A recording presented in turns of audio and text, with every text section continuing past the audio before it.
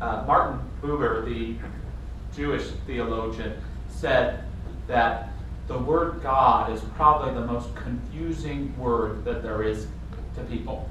It's the most loaded word, and it's the word that probably means more different things to different people. But he said that that's not a reason to get rid of the word. If anything, it makes the word God indispensable. It makes it the most important word that there is, because it's up to each of us to continue to deepen in our understanding of what God means within ourselves and with another. I would add that the second most loaded or confusing word in the world is probably, anybody? Love. Love is something that is important to everyone. I've never met anyone that doesn't give it a shot, in their life. But it's something that means slightly different things to each and every one of us, although we all, in a sense, have an experience inwardly of what it is. And so in completing a series on deepening in love and practicing faith in love, I want to reiterate that when I talk about love today, I mean love as you know it. I mean love in the romantic sense. I mean love in the familial sense. I mean love of self. I mean spiritual love and love of God. And I don't know about you, but in my own life, I've learned that love is the greatest power that there is, and the most transformational power that there is. But there's a lot that I continuously have to learn about it. And so perhaps we learn more about love not by pretending that we know what it is, but by behaving in a way where we learn what it does, where we can watch how it demonstrates in our life. And so I want to share a little bit today about what we might call laws of love, principles of love, ways that we know that love works in the world. And so do we know any laws of love? Love is never having to say you're sorry. We've heard that one before. Love your neighbor as yourself. What else is there? I'm sorry? Always being willing to say you're sorry. Always being willing to say you're sorry. Very good. Love conquers all. Love conquers all. Are all's fair in love and war? Love and risk are inseparable. Love and risk are inseparable. Good. Thank you, Reverend Peg Keith. Love is all you need. Love is all you need. Or all you need is love. Or the other great Beatle law is, in the end, the love you take is equal to the love you make. Both of those are very good. Dwayne. Love starts within. Yes. Anybody else? Love is the answer. Love is the answer. Last service it was brought up. I love when you can't be with the one you love the one you're with. Right? And for me, that's a powerful one, especially in the spiritual love sense, because sometimes we can get so attached to how we want love to look in our lives that if we don't get it, if it doesn't show up quite that way, we'll withhold love from what's around us, including ourselves, just like Nicole spoke so profoundly about. It's important that no matter who we love, and of course we reserve special love for special people, but to live in love today is to love what is around us, to allow it to express and fulfill us. Any other ones? So I'm going to share today some laws of love in my life. I think I'd rather refer to them in some ways as learnings of love. So I just want to share a few learnings today, and we'll see what we get out of it, and hopefully it improves all of our love lives. Anyone need some improvement in their love lives out there? I mean that on all levels. Kathy's very clear. All right.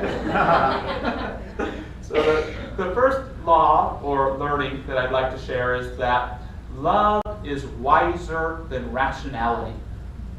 Love is wiser than rationality. This is an important practical rule about love that I've learned. And I learned it from friends or members of the church who come to see me, and they've been in a fight with their partner, and they say, I don't get it. I'm absolutely right about what I'm arguing about, but still, why do I feel wrong? And don't we learn this in our relationships, that even when we're right about something, we can still wind up wrong in the argument? And why is that? It's because of love. It's because that our partner isn't with us so that we could be right or correct. They're with us that because we're supposed to love them even when they're wrong, even when they're incorrect. They don't want our correctness. They don't want to see the world according to our own calculations. They want us to love them, to have compassion for them, to have empathy for them, and to have it for ourselves too. And so love is wiser than rationality is an important rule in relationships. It's that love and choosing it that allows us the spontaneity to call in sick and spend the day with our partner, or to recognize the value of having dessert before dinner every now and then, or the wisdom of being able to stop and pause even in the height of an important argument we're having to say, you know what, I love you. To be able to touch upon at any time that love that transcends that need to be right, or that need to see the world in just an intellectual kind of way. We've been discussing as our book of the month, The Princess Bride by William Goldman, which is a great book and a great movie. How many fans of the movie do we have here? It's always good to check out here. And The Princess Bride is the story of Wesley and Princess Buttercup and their story of true love and high adventure. And one of my favorite characters in the book is the villain Vizzini. And Vizzini is famous for one word that he says over and over. And what is it? Inconceivable. Oh, well said. Inconceivable, he says. And so Vizzini, with his two henchmen, the Spaniard and the giant, who later become heroes in the book, kidnap Princess Buttercup, and they've got her on this boat. And Vizzini thinks nobody knows, but there's a man in black following them. And one of the henchmen says, is that man following us? Inconceivable, he says. There's no way that man could be following us. A little later, it appears that there is a man following them, but there's no way that he can catch up. So Vizzini says, inconceivable, there's no way. Lastly, the crew climbs on the giant's back, and they get up this big mountain, but the man in black, who is Wesley, is climbing that mountain by himself. There's no way that he can make it to the top, because it's inconceivable, right? Well, the Spaniard reminds them, I hear you keep using that word, but I don't think you know what it means. And Vizzini is known for being the smartest man in all of the land, but eventually his smarts don't allow him a victory because he's killed in a duel of wits with Wesley, who again gets to achieve the reuniting with Princess Buttercup. And so we have not only a fun adventure story here, but we have the story of love itself. That each of us can perhaps look in the mirror and say, am I a Wesley? Am I a Princess Buttercup? Or am I a Vizzini? Always thinking inconceivably about what can happen in our lives. But we have here in the story that the love that is true can rise above anything. An important rule of love. Another important learning or law of love is that love always knows the truth. Love always knows the truth. You can't lie to love, and love will never lie to you. But love calls us to authenticity. And if we want to be true to ourselves, we must be true to that love within. Now, in saying this, I'm not saying that all love should be warm and fuzzy, because certainly all love is not warm and fuzzy. In making some notes about my upcoming marriage, I've realized that my partner has taught me sweet and warm love, but she's also taught me about tough love, and frustrating love, and angry love, and crazy love, and so on and so forth. But we learn that it's all about that love. But if we are pretending to a love that is not true within ourselves, if we are lying to ourselves about love, we begin to create a separation not just with our partner or the people we love around us, but within ourselves. I enjoy very much a letter that former President Ronald Reagan wrote to his son Mike before he was president in 1971. And if you weren't aware, before Ronald married Nancy, he was in a relationship that didn't work out, and Michael was a child of that marriage.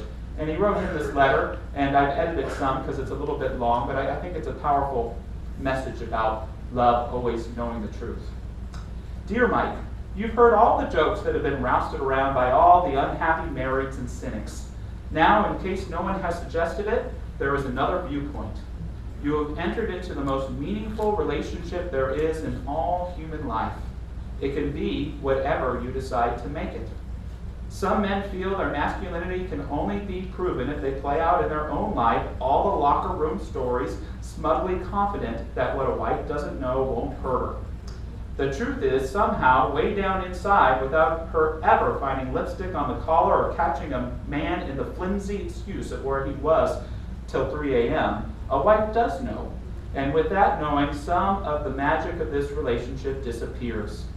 There is an old law of physics that you can only get out of a thing as much as you put into it. The man who puts into the marriage only half of what he owns will get that out. Sure, there will be moments when you will see someone or think back to an earlier time, and you will be challenged to see if you can still make the grade. But let me tell you how really great is the challenge of proving your masculinity and charm with one woman for the rest of your life. Any man can find a twerp here and there who will go along with cheating, and it doesn't take all that much manhood. It does take quite a man to remain attractive and to be loved by a woman who has heard him snore, seen him unshaven, tended him while he was sick, and washed his dirty underwear. Do that and keep her still feeling a warm glow, and you will know some very beautiful music.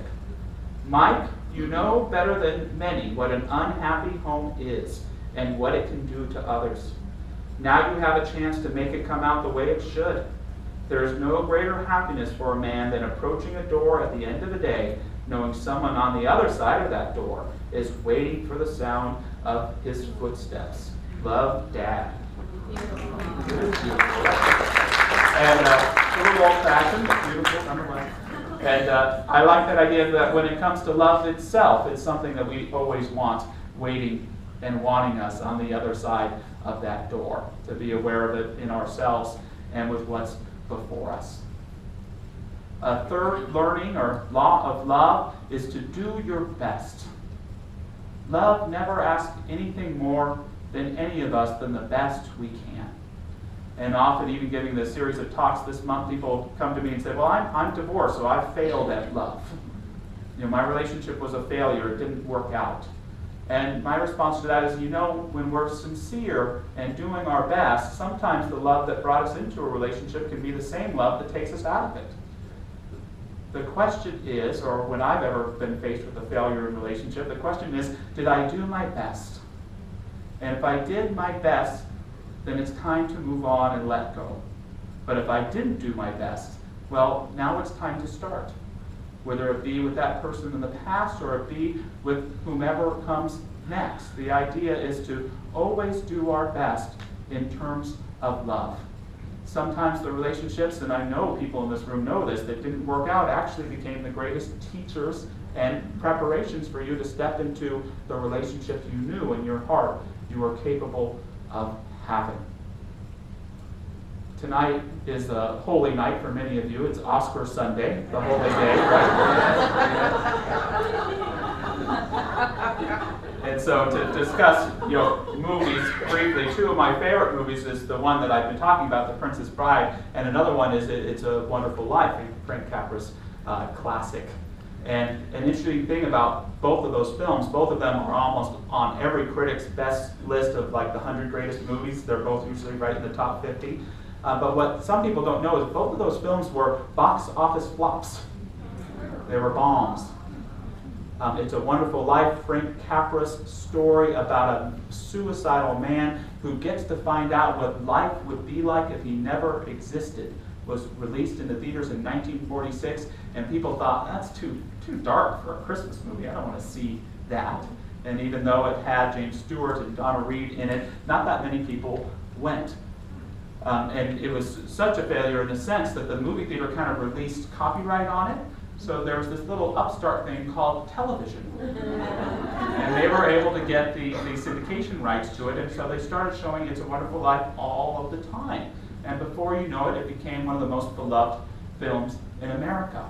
But trust me, when Frank Capra made that and wanted to be successful, he wasn't thinking, I hope this takes off on TV stations. He certainly made it in money. And it's one of the most beloved movies that there is today. The Princess Bride that came out in 1985, and it was a flop too. The theater company didn't know how to market it. Is it a romance movie? Is it a comedy? Is it an action flick? Is it a drama? And it's all of those and more. But not a lot of people went to see it. But there was something interesting happening at that time in 1985, 1986. Anyone know what it is? Cable. Cable, and in particular, video stores, VHS tapes began to become very, very popular, and everyone started to rent that movie. It became known as a cult classic and is known incredibly well today. And trust me, I'm sure Rob Reiner at the time wasn't thinking, I hope this is a big hit on video. And there's a great message to me about doing your best in this story, which means when it comes to practicing your love, whether it's with your partner or maybe it's in your passion, maybe it's in your art, it's not our job to tell love what to do, to tell love how it's supposed to bring us success. Our job is to always do, to the best of our ability, what's in front of us and then trust the process. And hopefully, love willing, the right connection, the right opportunity, the right eyes will catch that love and that art that we're practicing. Another law or learning about love is to always know that love is the spiritual high ground. Love is the spiritual high ground. By that I mean that the choice to love in any trial, any conflict, any difficulty is always the highest choice. It's always the most spiritual choice, and it is almost always the choice of what deep down we're really looking for.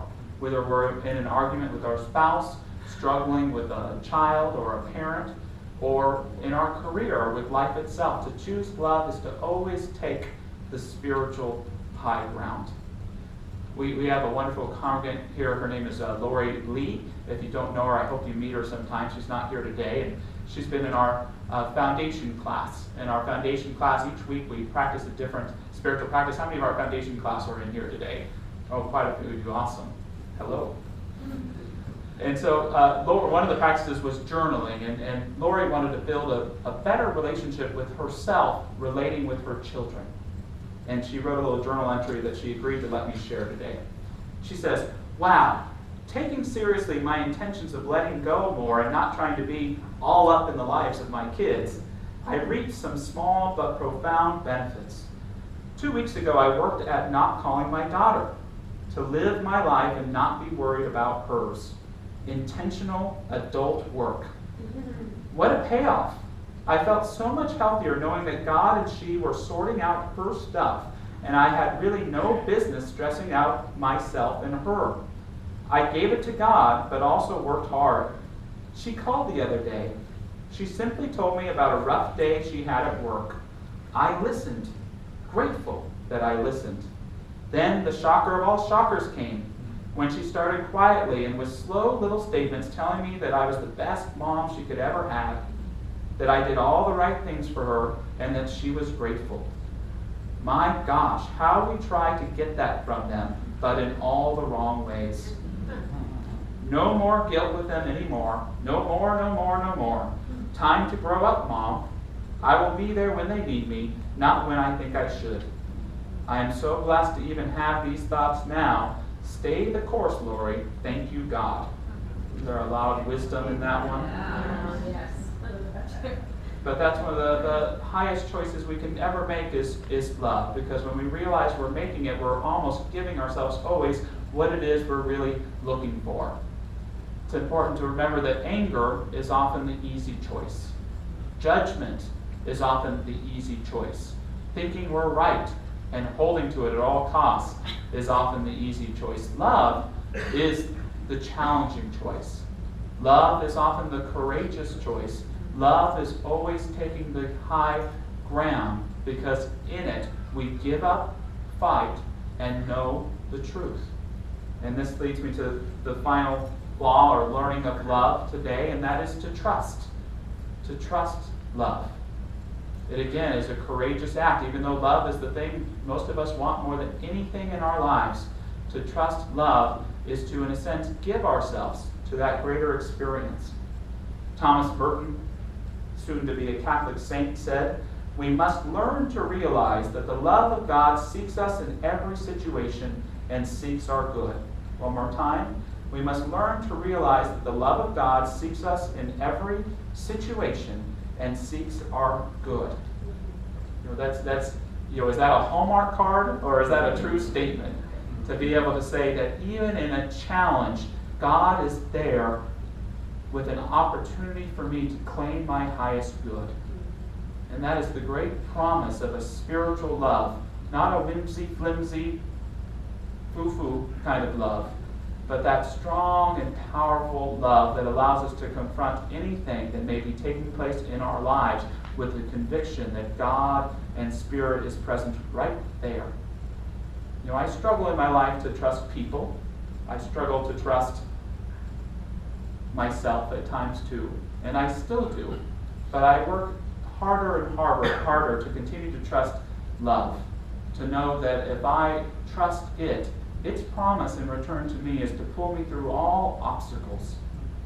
That if I give my trust and my faith to love and learn to walk with it in faith, in confidence, and in trust, it continues to demonstrate for me everything that I need, or at least the opportunity to claim and embody what I'm most deeply looking for. So thank you for listening to me today, everybody. Thank you for joining us.